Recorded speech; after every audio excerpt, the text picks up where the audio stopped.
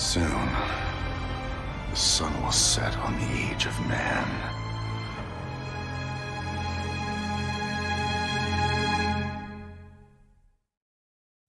So I think we're gonna get this thing started now at the moment. So I will start recording and then I'm gonna do the little intro and then we'll start. All right. Greetings, ladies and gentlemen, and welcome to a special IAS podcast interview. Here we have Craig Burnatowski, the voice behind Resident Evil 4 Remakes, Albert Wesker. Craig, introduce yourself, please. Hi, how's it going? My name is Craig Burnatowski. I'm a voice actor and vocalist in Toronto, Ontario, Canada. I've been a union actor for about 20 years, and I've been singing and recording albums since 1994. Oh, this is very awesome. Huge fan of your work, and I want to also introduce my panel. So we have first Lanos Meyer. Hi everybody, Lanos is back. Content creator, songwriter myself as well, so it's nice to meet also another songwriter and also the voice of Wesker. So this is super exciting for me, and I'm ready to do this. This is great. Ren Ben, introduce yourself. Hi everybody, I'm Ren Ben, a variety streamer over on Twitch and YouTube, and also a huge Resident Evil fan. Wesker is actually my favorite character. Tolkien, introduce yourself. Hi everybody, Lady Tolkien. Super excited to be back with you all, especially during this interview with the Wesker voice actor. Super excited to be here. Cannot wait to get into the questions. Shadow, it is your turn, good sir. Introduce yourself. Yep. Evening all, hopefully you're keeping well. If I remember correctly, I believe this is not our first Wesker voice actor we've interviewed on the channel as well. I believe we did Connor, didn't we, from Dead by Daylight not that long ago? Yes, we did. Yeah. And he's also like super humble and chill. It's like most of the voice actors that we talk to, super cool people. I would never take it for granted. Just very amazing individuals on Insight and everything they had to offer to the series. I wish them nothing but success, honestly. Next we have Enderlucian. Enderlucian here. So what I do is I do variety on YouTube and Twitch. I stream, and I am a huge Resident Evil fan. So very, very huge thing to be in here, and I thank you all for it. Oh, no problem, man. Anytime.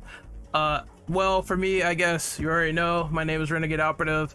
Huge Resident Evil and Silent Hill freak. So if you want to see me get like bonked in the head over there on Twitch, you can. We're gonna get started with the initial questions here.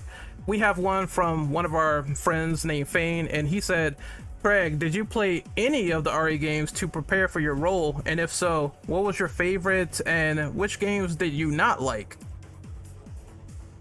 Okay, so I'm going to say one thing right off the bat that may negate a couple of the questions. So I'll say this off the bat, and then whoever is going to ask things coming up, you might want to look at what you're going to ask. Preparing for the role is a difficult question because I didn't know what I was auditioning for. It was fake scripts. It was fake character names. It was fake companies. It was just lines of dialogue that don't exist in the game. It was a fake character that they made up. I knew it was fantasy, had no idea it was horror. It sounded like it might be sci-fi or superhero or something along those lines, but it had like a business aspect to it. Like one of the scenes was a boardroom. Basically what I'm saying is I got cast in this game and didn't know it was Wesker until I was in the studio on the other side of the country. They flew me across the country to Vancouver. I sat down, they all introduced themselves, and I said, that's cool. Can you tell me what this is now? And they said, yeah, it's Resident Evil. And I said, oh. And I said, and who am I playing? And they said, Wesker. And I said, oh. And then on top of that, I said, okay, so do you want me to do this like my audition before I knew it was Wesker? Or do you want me to do it like I know Wesker has been in the past? And they said, do it like your audition. So to answer any kind of questions about preparation, I made this character with the scripts that they sent me without any knowledge that it was Wesker. That being said, yes, I had seen every movie Resident Evil before that. I played Resident Evil 1 with my acting classmates. That was one of the things that we did at night while we were drinking. We would play Resident Evil 1 and make fun of the voice acting, and then and yeah. So like okay. So the question was, which Resident Evils have I played? I played 1, 2 on PlayStation 1. I wasn't gaming when 4 came out. I got back into it after breaking up with a girlfriend who didn't like video games, and I got way back into gaming. So I got back into it with 7 and 8, and I played 7 and 8 for the first time on PSVR. And Wesker's not in those games. That's a roundabout way of saying, did I answer everything by that question? Oh yeah, absolutely. And that was perfect in my honest opinion. We're gonna move on to the next person that will read the next question. So, Tolkien, go ahead. I'll pass the torch to you. Okay. Our next question comes from T Angel. Have you played the games you voice acted in? If so, what was it like hearing your own voice talking to you? Yeah, I mean, I think I'd already gotten over that. I remember the first time I heard my voice recorded, and that was when I was in grade 7, and we were doing like some kind of class project and recorded ourselves, and we were listening back to it, and I asked who that person was because I didn't recognize my voice being played back. I think that was the first time that thought had occurred to me. But I've been in recording studios for singing, and I've been on television, and I've done voice acting for many commercials, so I'm used to it at that point. Video game, the first game I ever did was Resident Evil Outbreak, and I was more of a motion capture actor for that. I had very few lines in that game, but the first few big AAA games I did, I was more like crowd work, and it wasn't really single character scene stuff. I think the first time I had really big scenes was maybe in the Division 2, where I was one of the bosses. I was one of the bosses in the expansion of Warlords of New York, and I was playing that game when it came out, and I would play it. I would play it with random people online and do the Wall Street mission just to hear people reacting to my voice. So yeah, it's a huge trip, especially when you're a fan of the games yourself. I know I've worked with a lot of actors that don't play games, so I get a big hit out of it. Yeah, it's a lot of fun. I have a side question in terms of, working with like Ubisoft and Division, since I've played that game. How was the process like for them and having your voice actually in that game?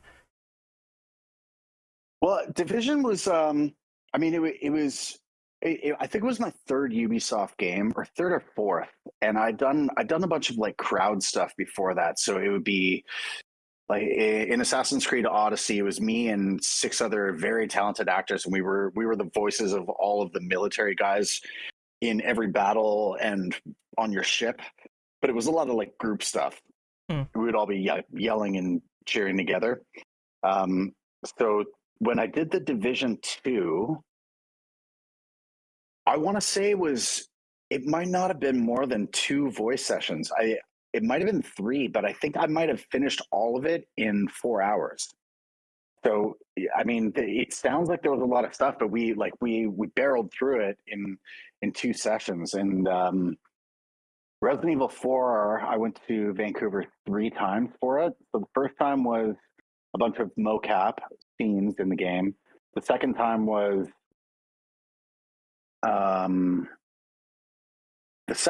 mostly voice, and I realized that I was part of. I realized when the game came out, I knew that the expansion was coming, so I couldn't say anything about it. But I knew that Separate Waves was coming because none of the stuff I recorded was in the game yet. And then I think the third one was when I realized that Mercenaries was going to be a thing, because they were getting me to do a lot of barks and in voice acting. There's a thing called barks and onos, and it's a bunch of hits to the shoulder. So Oh yeah. The grunting. yeah, the grunting stuff. And so they got me to do grunting stuff, and I realized if I'm doing grunting stuff, then it's going to be in combat stuff. And I realized that my character is going to have a fight, or he's going to be playable. So they didn't tell me. They don't tell you anything, but I knew that there was going to be a combat aspect to the character at some point. Oh, that hunch. Yeah, I get that. I also It's very secretive. Like they don't tell you anything.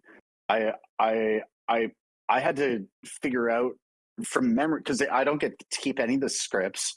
I leave hoping to try to remember the scenes I did, but you basically, like, you show up and they give you the scripts and you do them, and then you walk away, and you can't take pictures, you can't record anything, you just got to remember it. So, and the game took a year and a half to come out. So when it came out, I was like, I think there's more than this. I think there's more. Lana, she said you had a question? Yeah, I had a follow-up question. It's to the previous part. You said you had you also work along other actors that they don't play games, so that has to be a different experience. How does that feel, being one who does play games, working along those who don't? I mean, it doesn't change the working conditions of it, because let me back up for 1 second. There's a lot of rumors that went around saying that Capcom wasn't using union actors, and that is 100% untrue. I've been a union actor for almost 20 years, and so once you're at that level, basically, like, everybody you're working with is either so talented that they just got in, or they're experienced and they know what they're doing. So even if they don't get as excited about the finished product as you do, they still care about the craft as much as you do. So yeah, I was a little more excited about what was going to come from it, but everybody is excited to be working. Everyone takes what they're doing very seriously. Does that answer? Oh, 100%. It was just more like an experience from your end playing the game. Yeah, I mean, every once in a while I work with somebody who, you guys talked about how you've interviewed a bunch of voice actors, and generally speaking, the people that stick around are the people that are really generous and good to work with, because people that are not fun to work with don't stick around.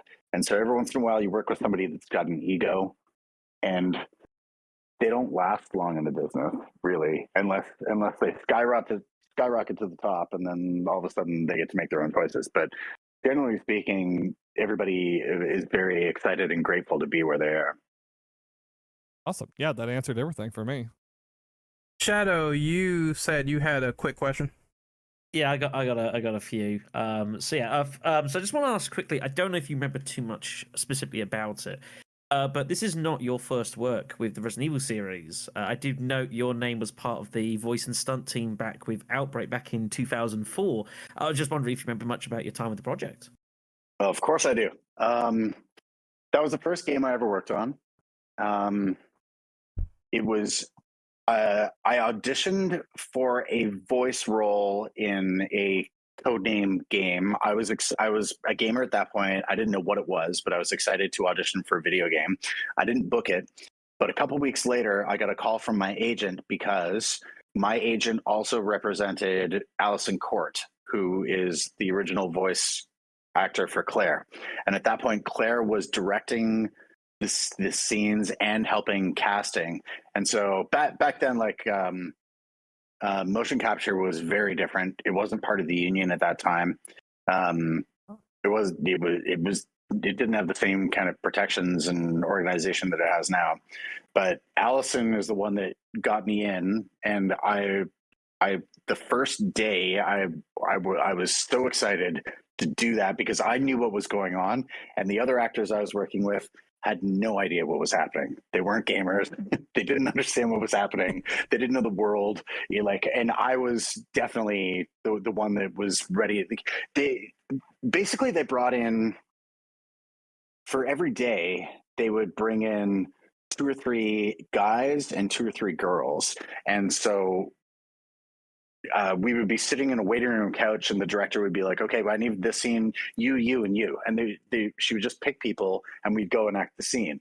And some people were happy to just sit on the couch and just spend the day eating whatever snacks and craft there was. But I was jumping at every scene, and so the next day they called me back, and the next day they called me back.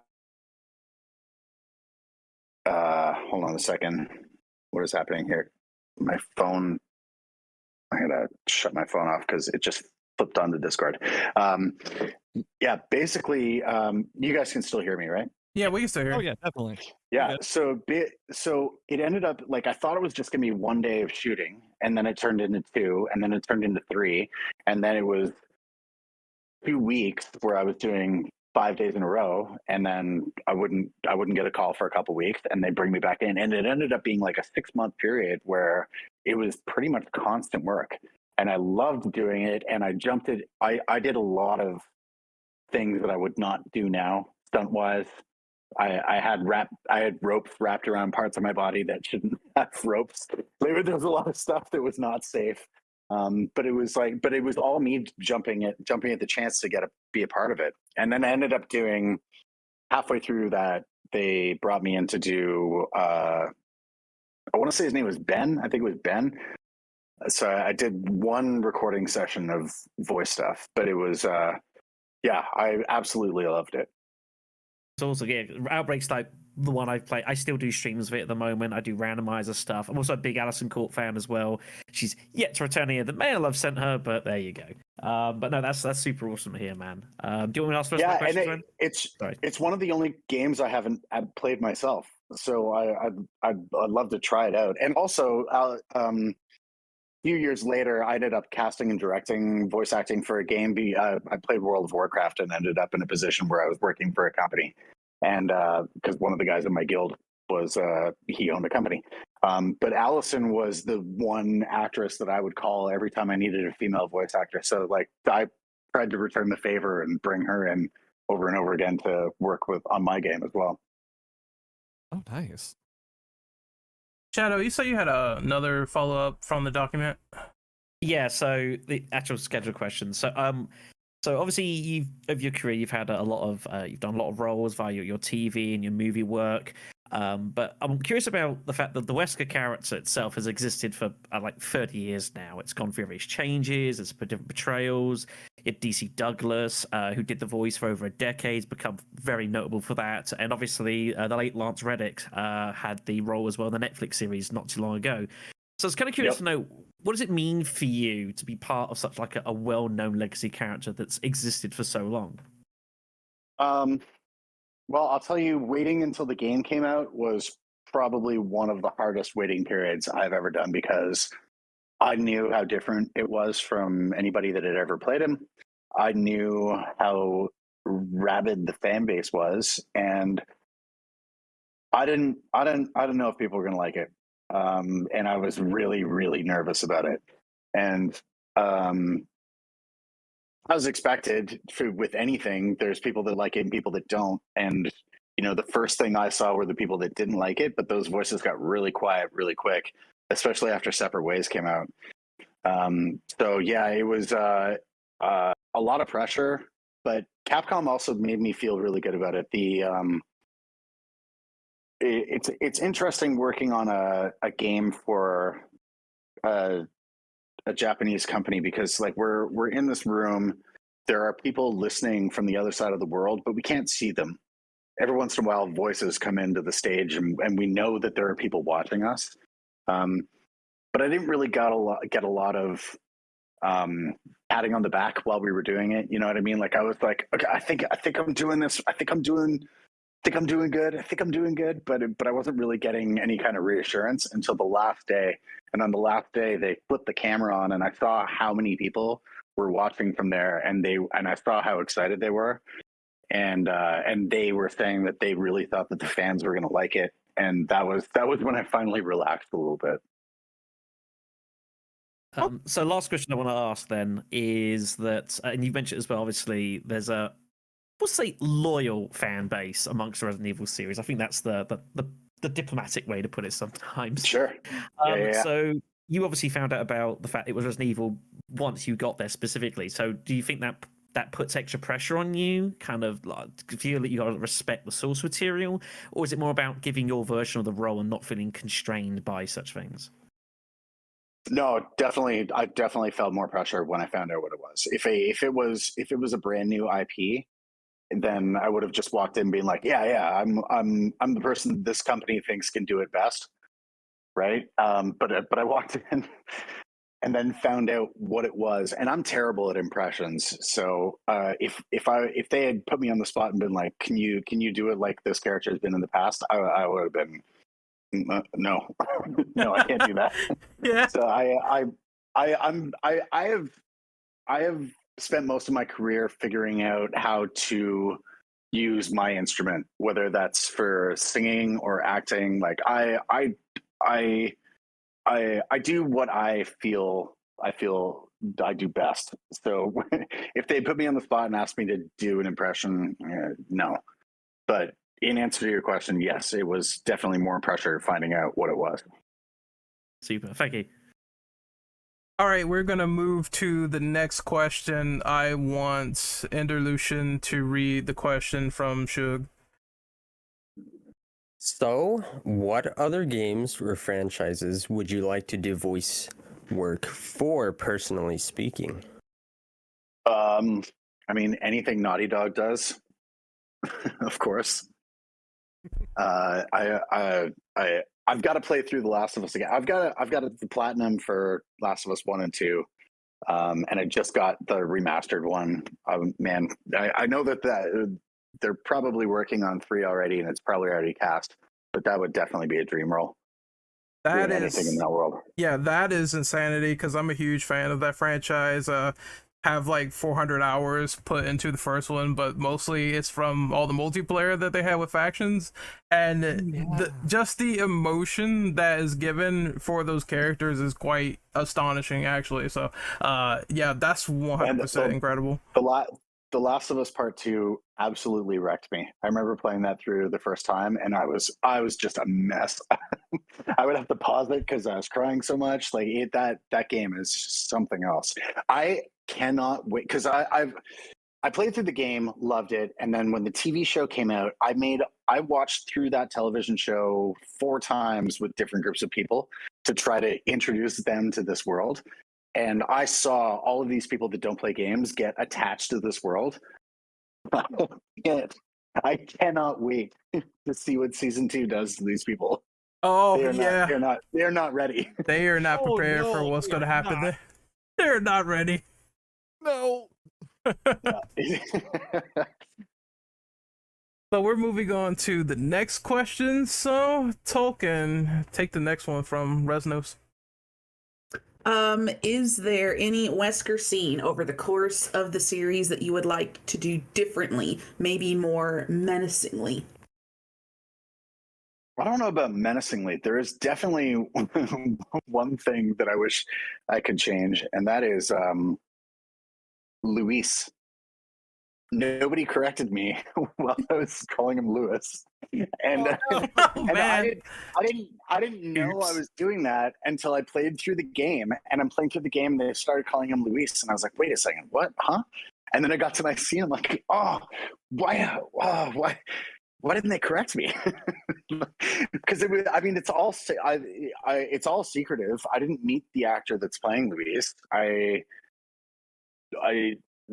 think I was the only one that mentioned him in the scene, so no one else said that name out loud, basically.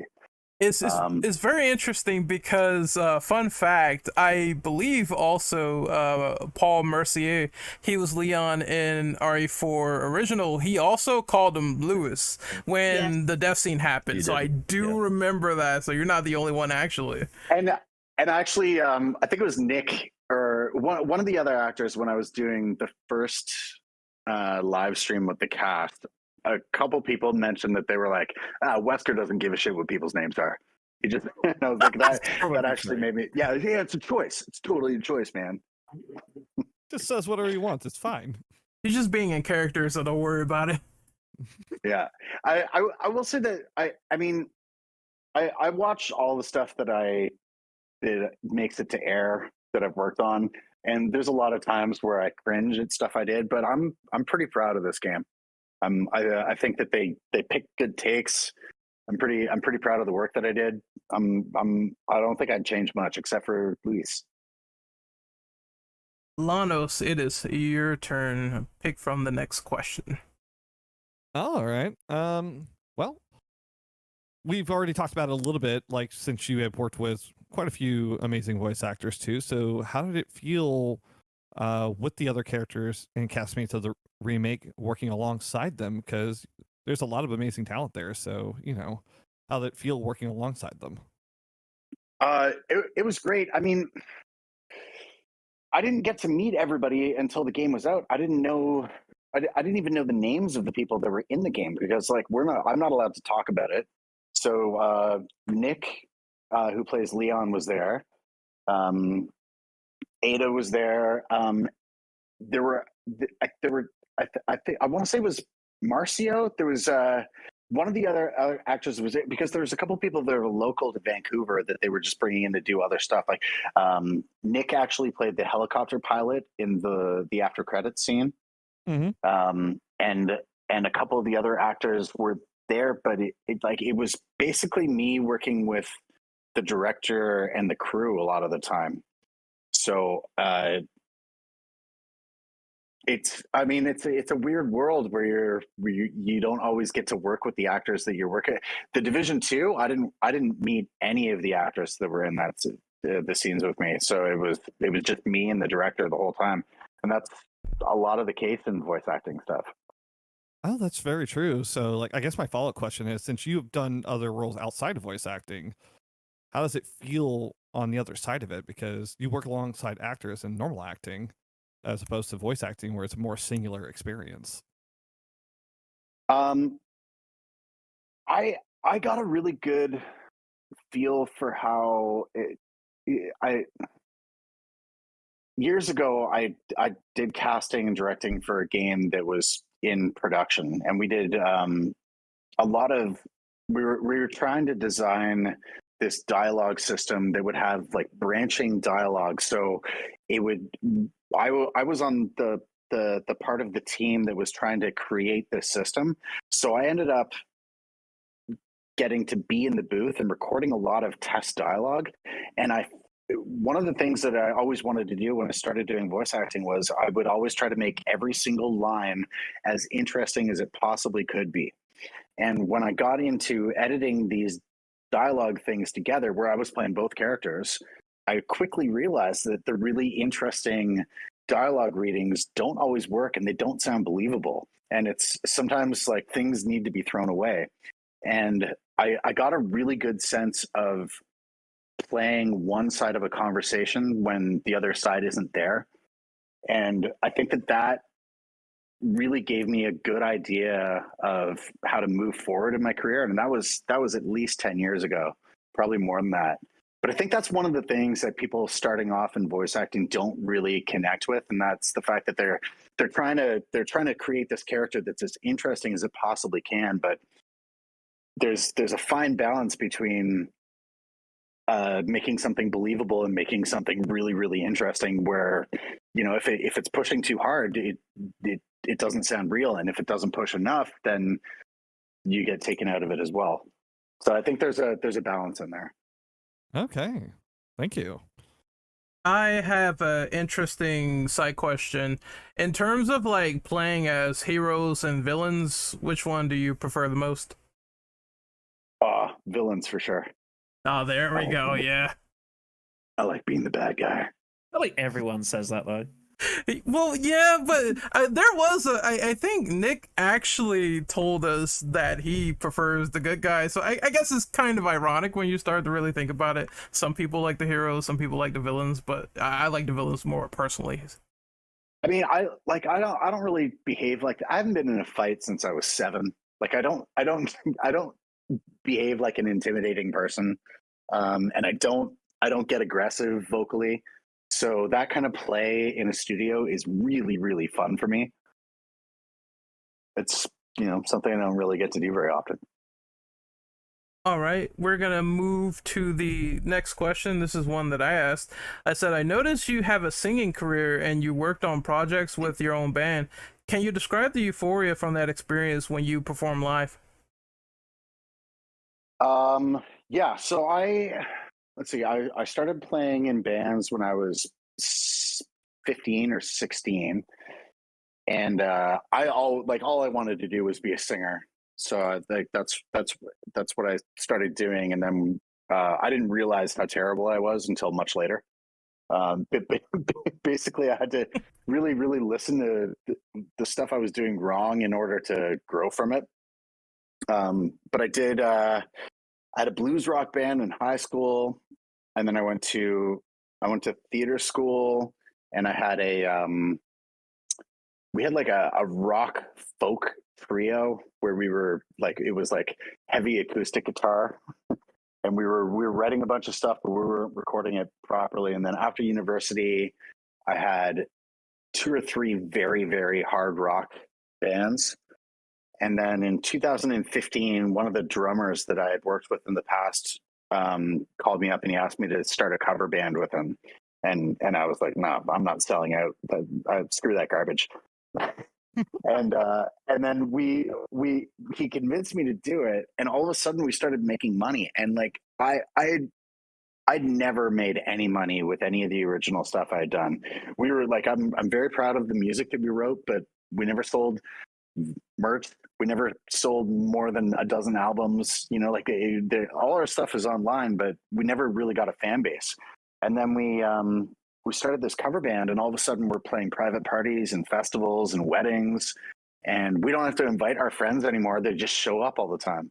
So it was a really big shift for me where I realized how fun playing cover stuff is.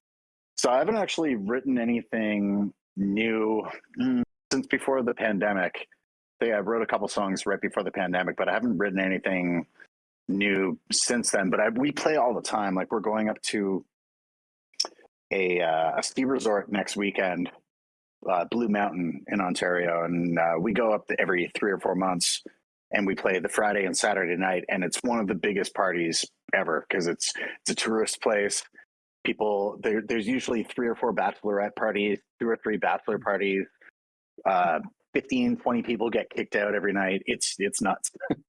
But we have such a great time there that I've got a couple friends that ended up buying a chalet at the ski resort because now like every time we play there, it's a thing for my entire friend group, and 15, 16 of us will go up and all stay in the chalet.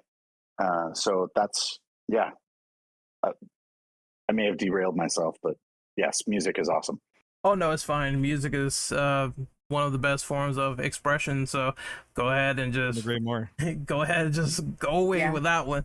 But I have a follow-up question. Go ahead. So kind of curious, what instruments do you play, and do you find any instruments that you enjoy playing more than others?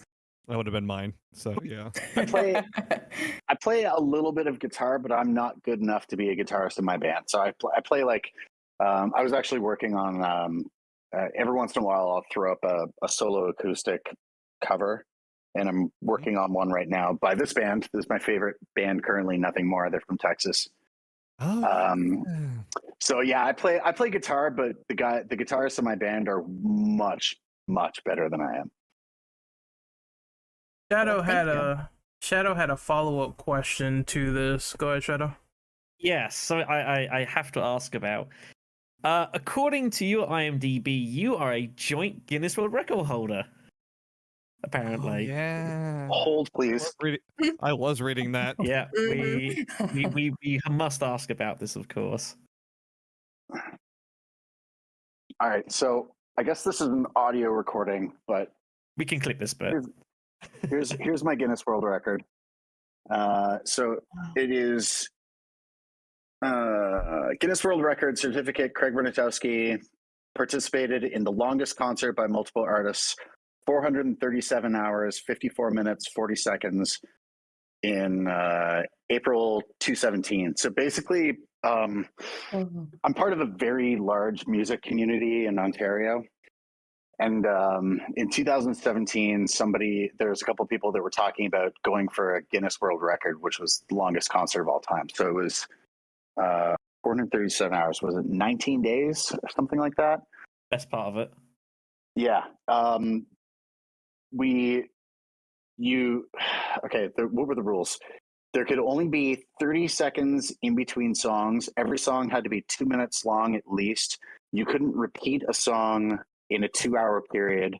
So every band that played, we had to know their set list ahead of time so that they didn't cover the same song within a 2-hour period. Changeovers between bands could be 5 minutes max. So what would happen was we had a stage set up. There would be a band playing. As they were getting close to the end, there would be a solo artist getting ready to play and start as soon as the band was finished. And then, changeover would happen behind them. I was on the organizing committee. I stage managed a lot of it. I played 5 times with 3 different bands. I had to remove a couple drunk people from the stage before they blew the record and get up there and play a couple solo songs until somebody else could get up there. Yeah. Just had to be a bouncer really quickly. Yeah. Yeah, basically. And the whole thing was live streamed too. So I don't have a record for that, but I think we have a Guinness World Record for the longest consecutive live stream as well. I'd have to look that up. It does seem like an absolute logistical nightmare, this. Yeah, it was a lot. Well, especially when you're trying to bounce people so things don't ruin. Like Bouncing, playing, running. I mean, like, it's pretty much every single hat you could think of. Mm-hmm. I have a question. I'm gonna kind of alter this, but I'm kind of curious. So you mentioned that you played a lot of games. I'm curious, is horror your favorite genre? And if so, have you played any other horror games outside of Resident Evil? I don't know if horror is my favorite. Definitely single player cinematic narrative stuff is my favorite. So the God of War series, The Last of Us, Resident Evil. I used to be really, really, really scared of horror stuff, and I pushed myself into it. So I would start watching horror movies on my own because I couldn't go to the theaters because I'd be too freaked out. But I kind of like pushed myself into it. So I played Resident Evil 7 and 8 for the first time in VR, and 7 took me. I think 7 took me 6 months to finish because I would do about 5 minutes and then have to just calm down. Like when Jack broke through the wall and started chasing me, I almost lost it. And even the mold monsters in the basement, I was having a really, really tough time with. Those things scared the bejesus out of me. I could not. It's like at a certain point, I just felt like turning the game off because when they came around the corner, I was just like, oh my God. I did. I would take 2 weeks off, but I kept coming back to it. Yeah, no one blames you, Craig. Don't worry. Yeah. No, Resident Evil 7 was my first game, my first real horror game that I ever streamed. So I also had to take like a 3-month break. So I totally understand. Yep. That was an urban sabbatical right there. Oh my God. But yeah, that game was scary as hell. I just had to take a breather after I streamed it the first time. It shows the testament of how creepy that game was and Capcom's like awesome work. Yeah, agreed. Follow-up question. Go ahead. You mentioned like you had pushed yourself into like horror movies. What was the first one that you did? Like, what was the first one you watched? I think I remember the first time I got really freaked out, and I was watching The Fly Part 2 with my cousins when I was a kid. Ooh. And I remember, or maybe it was The Fly 1, and I remember I was definitely too young to watch that movie. And we were watching it at a cottage, and I think that we were watching it at night, and I left the room halfway through, and then made myself watch the rest of it during the daylight hours the next day because it was on VHS. But I think it was The Fly. Good choice. Yeah, classic. It is. Mm-hmm. A lot of body horror, people falling apart. So if you just like that on a Friday night, then that's a perfect movie for you. Right? Yeah.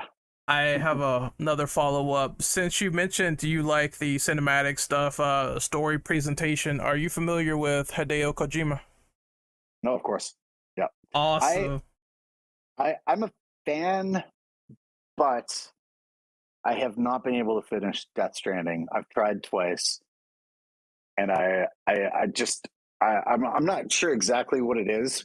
There's some I get about 15 hours into it, and then there's too many choices, and it's like, well, you go here, here, here, or here, and I go, well, maybe I don't go anywhere.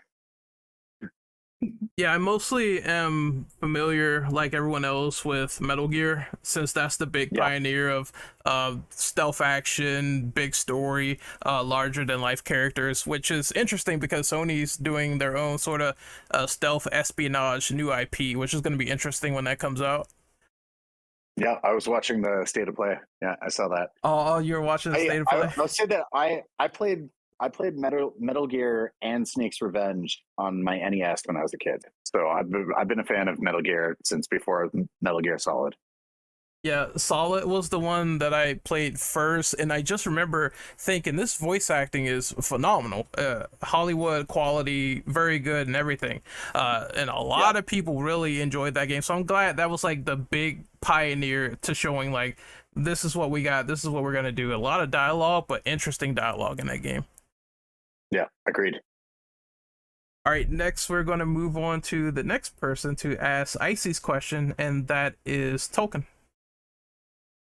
All right. So, what part or scene was your most favorite to do overall of any you've done in voice acting?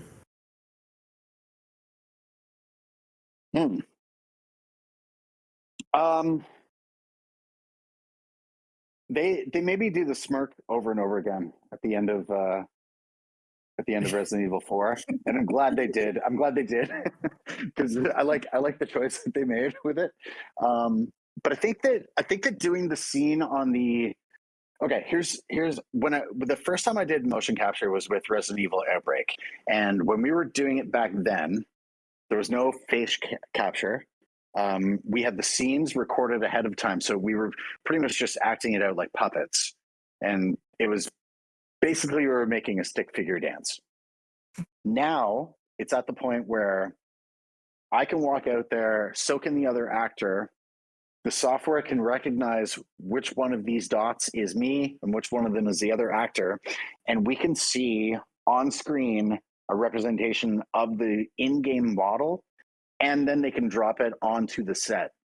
So going from a place where it was just a grid and a little puppet that you couldn't make out any facial features or any characteristics, it now almost looks like the finished product without any kind of volumetric shading or fog or anything like that. But like, I saw that scene on the when Ada's got the sniper rifle and I come up behind her, and I saw what it looked like on there, and I got to pick the stance that I had because I could see what the finished product was going to look like. So I think that was one of my favorite ones to work on in this game, because you can now get a sense of what the finished product is going to look like, and you don't have to use your imagination quite as much. I also liked how she was kind of like just giving Wesker some pushback, which is interesting considering the first thing I was thinking of, he has powers and she does not. So that's some trash talk that's going down. It's like you're kind of a little bit outmatched, but I just love the acting in that scene a lot. Man, that was one of the first scenes that we shot, and when she cut me off and jumped over, I was genuinely pissed. Because like we hadn't been working together very long yet, and she pretty much like really cut me off and jumped off, and I was like, okay, yeah, that's what you're supposed to do. Okay, yeah. It's like that's the Ada thing in the wings, yeah, right there. I was a little upset. We're going to have Mr. Shadow read off the next question. This is Icy's, right? No, Ren's. Oh, that one. You know what? Actually, let me change that. Let me have her read that off. That would make sense. Yeah. Mm-hmm. Yeah, because it actually ties in really well with the last one. So what was it like doing the mocap for Wesker, and were there any movements or quirks that you added to give the character a unique flair? I mean, a lot of the scenes I was sitting down I didn't get to do a lot of movement for this character, which is fine because I got to be really grounded and really have my feet into the ground and rooted, which gave that really, really calm feeling to the character. But the first time I got to sit in the chair and see what the chair looked like on screen, and they had me in like an office chair that was spinning around, and I definitely was spinning around in that for way too long just to see what Wesker looked like dancing around in that office. Did you actually do the scene with where Wesker throws the binder towards the end? Oh yeah, separate. Yeah. And it was awesome. that wasn't like they just had me. I can't remember if I was directed to do that or if I did it. They had me with like a clipboard or a pad of paper, and I definitely tossed it behind me. And I think it might have been my idea. That's awesome. It was a while back now though, so maybe it was a collaborative effort. I don't think it was in the script though. I think it was an idea that came out of seeing it happen. I have another little side question. So, in terms of like improv and Capcom being privy to it, how was that situation? Were they like, yeah, you can totally throw this clipboard and just do what you can, or was there some restraint and pushback? Now, movement, you've got a little bit of freedom with, but in a game like this, you pretty much have to be word perfect. So there's not a lot of room for improv. Okay. I mean, they're already working on localization while you're recording it. So,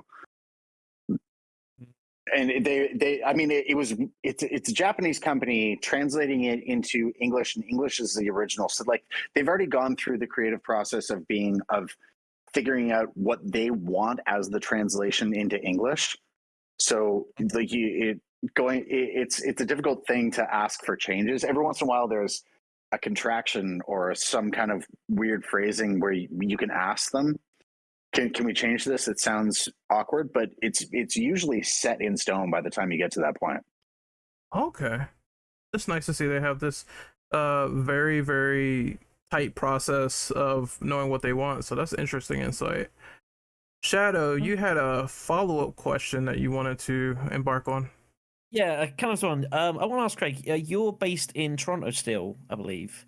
Correct. Do you get to do a lot of kind of either acting work or projects amongst like the Toronto area, or you just find a lot of your time's getting taken up with other stuff? Kind of asking about your local work. Yeah. I mean, the pandemic sucked.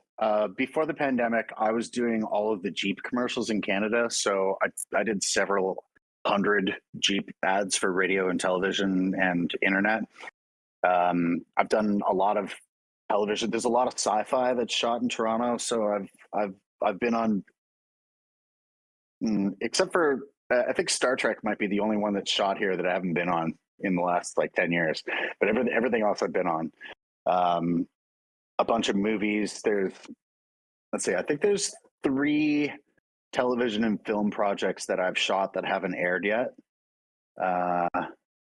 Yeah, there's a couple big things coming up. And you know, at this level, everything's covered in NDA, so I can't talk about anything, but there are definitely things on the horizon.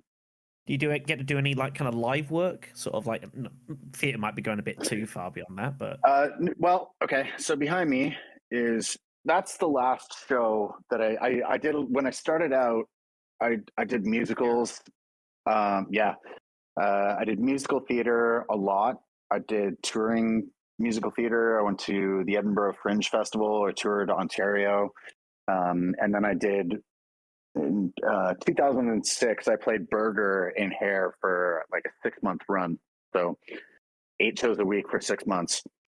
And I auditioned for a lot of theater after that, but I did very little. And I just ended up getting cast a lot more in movies and television. When I was much younger, I did a lot of commercials, but I don't look like a cool kid anymore, and I look too tough to sell products as a father.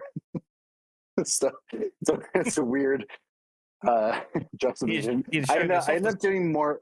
end up doing more television and film than commercials and theater now.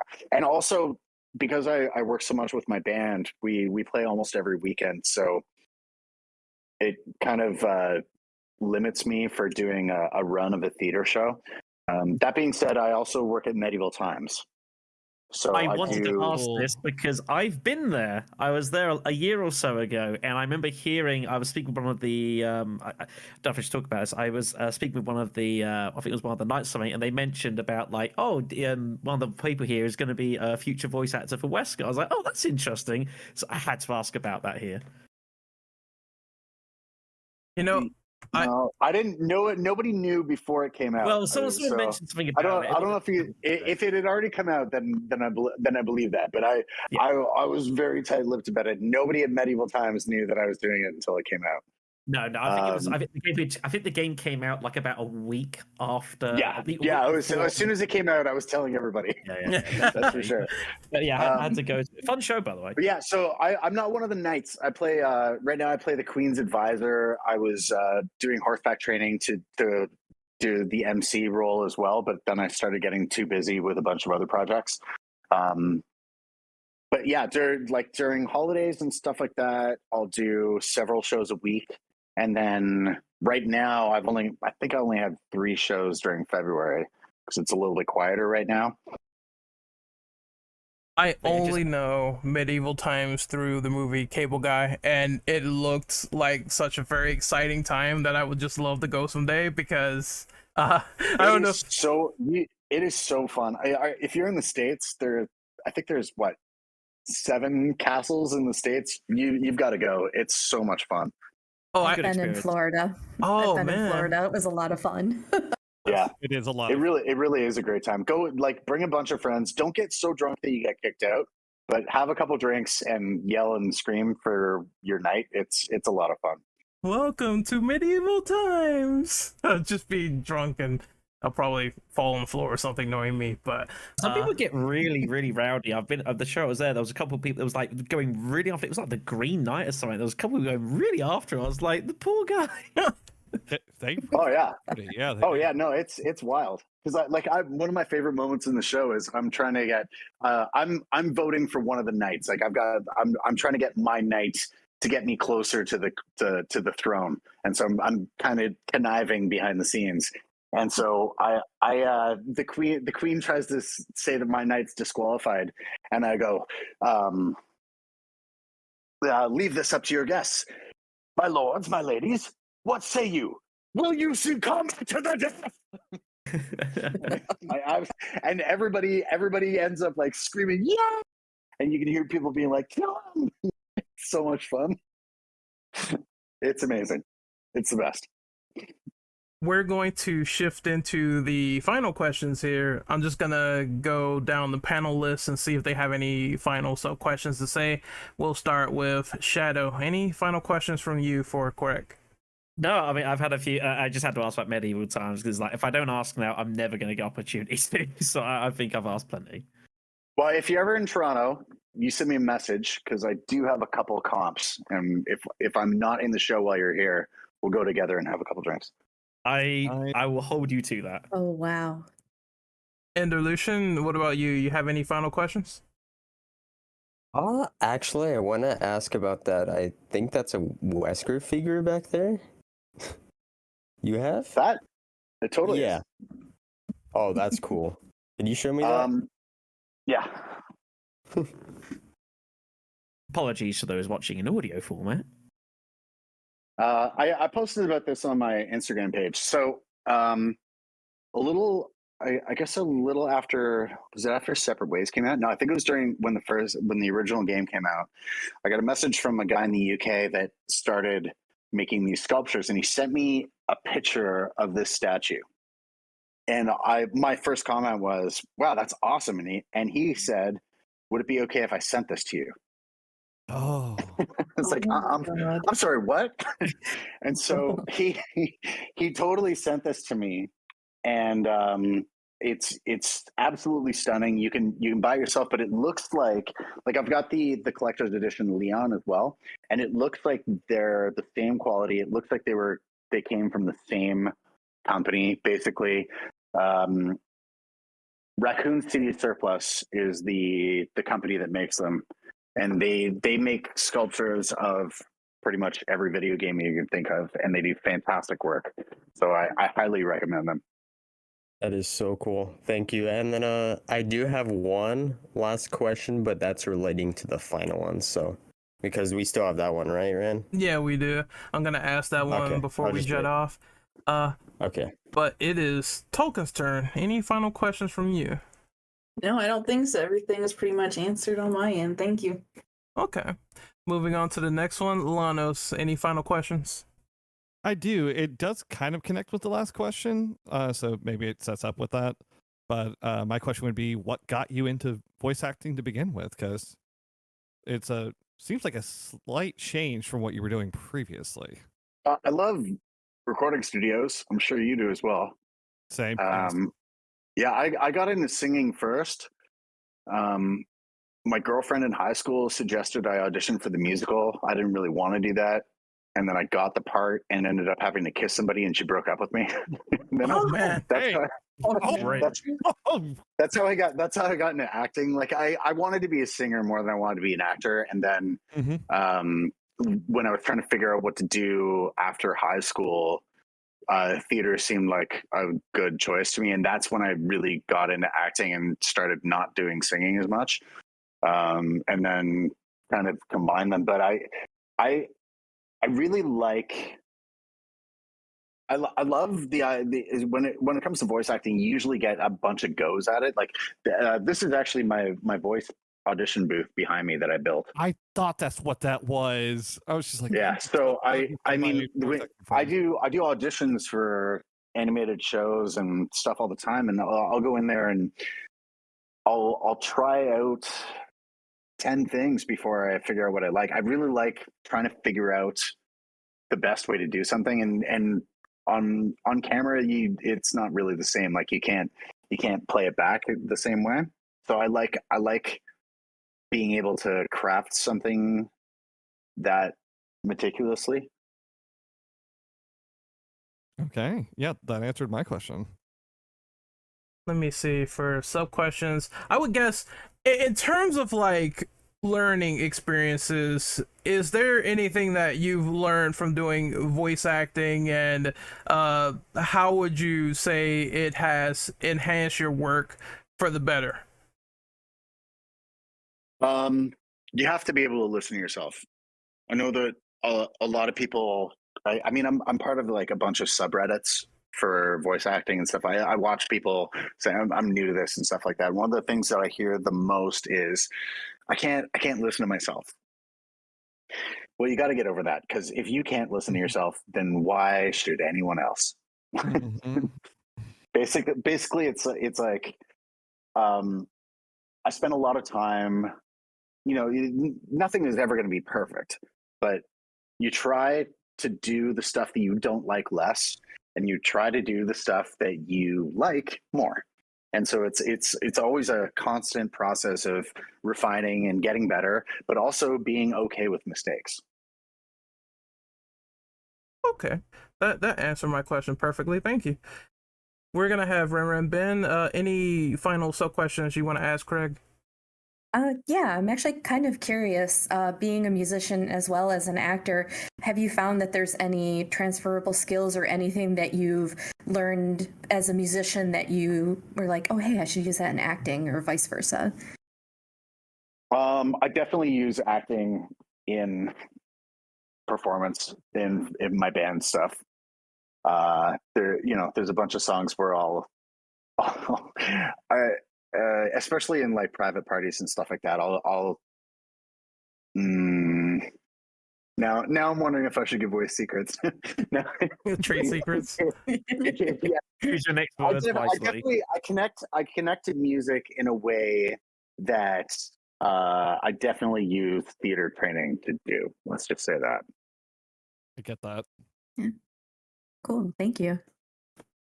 And we have the final question. So there's a lot of aspiring voice actors out there, people who are trying to get their foot in the door.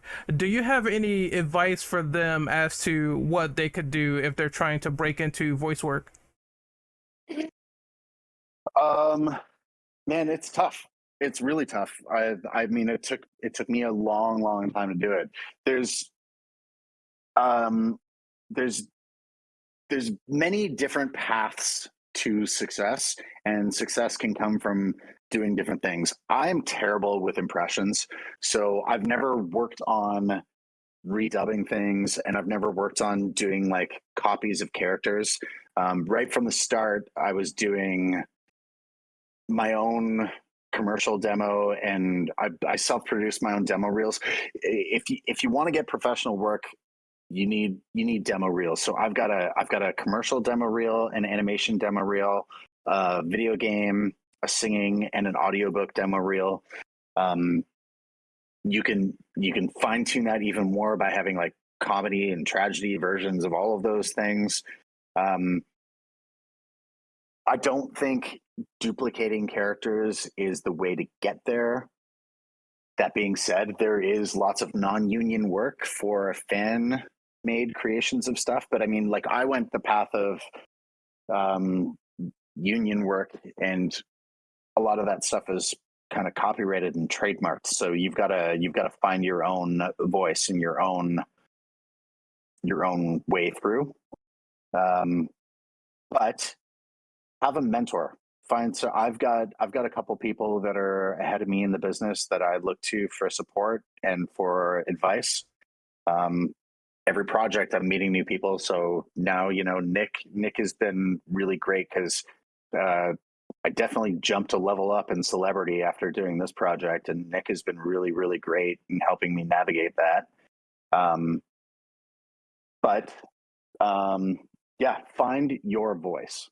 And that's my biggest advice, and get demo reels together. All right, let's give it up for Craig Burnatowski. Thank you so much for joining us. This is a pleasant experience for sure, and honestly, just your insight and just chilling and vibing is the thing that we strive for this podcast and interview. So thank you so much for joining us. We're going to do outros now. So, Craig, where can we find you on social media in terms of shameless plugs? My short form is Craig Burnat, and that's for Instagram and Twitter. And then there's a Linktree link there. I have a YouTube channel that I don't post on very often. I have a Twitch channel that as soon as I can figure out how to navigate my audio interface, I'm going to start doing. And I think that's about it. I'm on IMDb. I'm not hidden anywhere. If you want to find me, you can find me.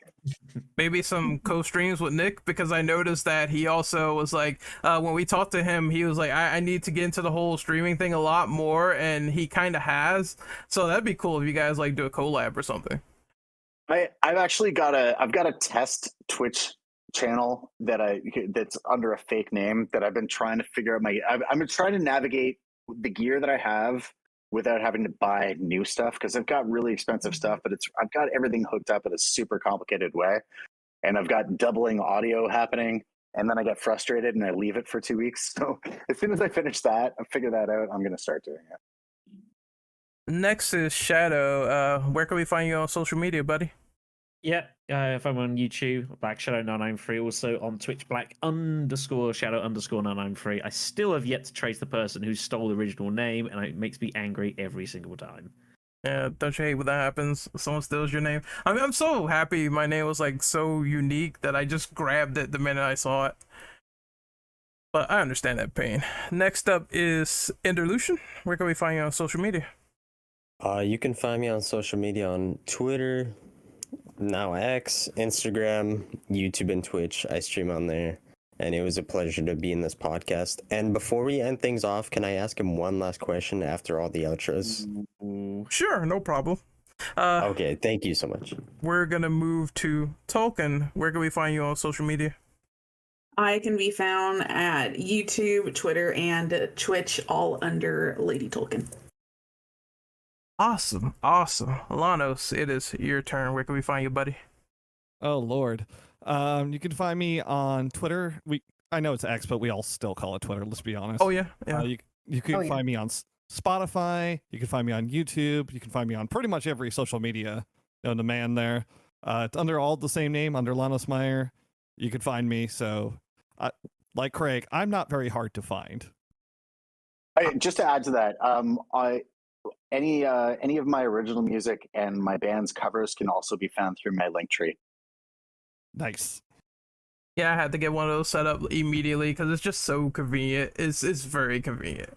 Yeah. Yeah. All right, you can find me on X at @RentOperative_. You can find me on YouTube, everywhere, Twitch at Renegade Operative. I'm not gonna be like sort of doing much, just sort of finishing up this interview in terms of editing, getting that up as soon as possible for the Infinite Ammo Syndicate. And if you want to see me play horror games, which is what I played yesterday with Silent Hill: The Short Message, then you can watch me scream my brains out. Not hard to find. It's very easy. And last but not least, we have Ren Ben. Where can we find you?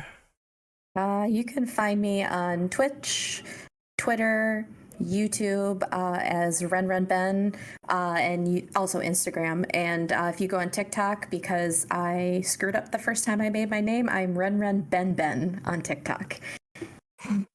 Okay, awesome. Now, Enderlucian, you say you have something special to ask at the end of this podcast, so go right ahead.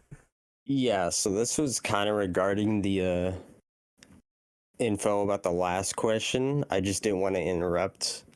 What would you give to people that are like introverts and shy and like I know you kind of covered it, but like what do you recommend they do on top of like demo reels and like just get themselves out there? I mean, I was very introverted when I started. Like, I'm still introverted about playing online games, which I get the impression that you guys all do together anyway. So, I mean, acknowledging that everybody has anxiety about things is important. So, if you want to do it, then take risks. Mm-hmm. There's no reason. And then with that, I'm in an area where I'm like kind of, I guess, not really near. I mean, I'm a few states away from Cali, but like if I don't want to move or anything, is there like a way I can start online? I assume many like other shy introverted people have this same question. Yeah, I mean, the voice acting is, you can do it anywhere, really. You can take online classes, right? You can take commercial tutoring classes, animation classes. There's a bunch of things in person in Toronto, but almost all of those courses can be taken online, and you can do one-on-one coaching lessons. So if there's big production companies that will do expensive classes, but I mean, if you reach out to people on Reddit that have careers, I mean, I'm not a coach myself, but I mean, there are people at my level that probably offer courses and are much cheaper than some of the big places. But I mean, check out Reddit. Okay. Do you know any sites, maybe voice acting sites? I'm so sorry for asking this. I do. I know there are. It depends on what you want to do. Like if you're just trying to get experience or you're trying to get paid, I mean, that's two different things. There's voices.com and there's voices123. However, there's a lot of scams on them, and they don't really watch out. Paid. I mean, yeah. I don't really have the expertise in that road because I went union too early, and it made my career a little slower to obtain because I ended up being union and actor that couldn't do non-union stuff. So I don't really have the expertise in that sense. There are ways to do it, but I honestly look at the voice acting Reddit subreddit, and there's so many posts with good advice from people that are more experienced than me in that area. Okay. Thank you so much. I just need to ask that because I've been wanting to get into it, and I assume many others online too that are introverts. And I can help you with if you want tips on demo reel and stuff like that. But if you're looking for, the kind of work that I'm not auditioning for, I don't really know the best way to find that. Oh yeah, that would help. That would help. Thank you so much. Yeah, for sure. All right, and we're gonna sign off on this podcast. Once again, a big thrill to have everyone here. Craig, it's been amazing, and I will try to get this up on YouTube and all the other special sites, Spotify, Google Play, as soon as I can. So it's been a blast. We need to definitely shack up sometime in the future, do this again, and great discussion all around. So we are signing out for the Infinite Ammo Syndicate. Take care of yourselves, and once again, later. Yeah, thank you for doing this. Yeah, thank you so much for coming by, Craig. Yeah, Thanks that for was having me so much. awesome.